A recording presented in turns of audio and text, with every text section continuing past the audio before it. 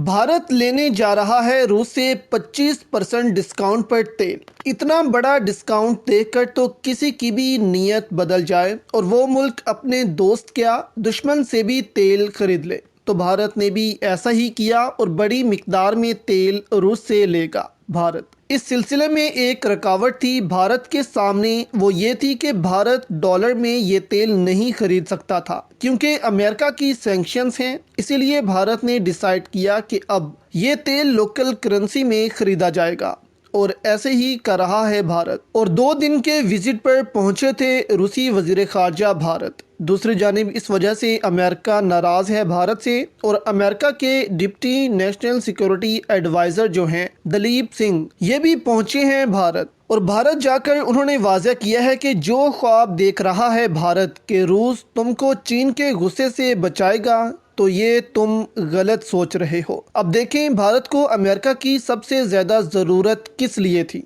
चीन के लिए। और चीन के गुस्से से बचने के लिए ही भारत ने अमेरिका से अपने ताल्लुकात इस्तवार किए हैं, कॉड बनाया गया।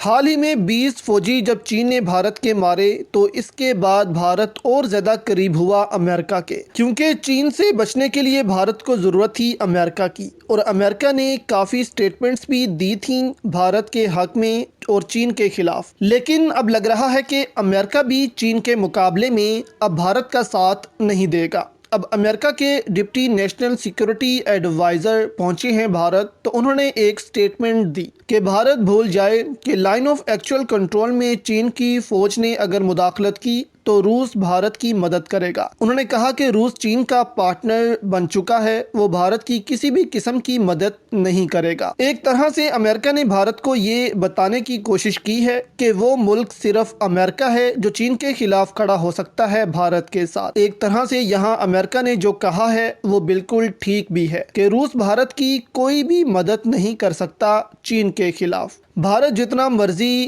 तेल खरीद ले रूस से और रूस के साथ खड़ा हो। अब देखना यह है कि चीन अब कब हमला करता है भारत पर LAC में और इस पर रूस का रिएक्शन क्या होता है।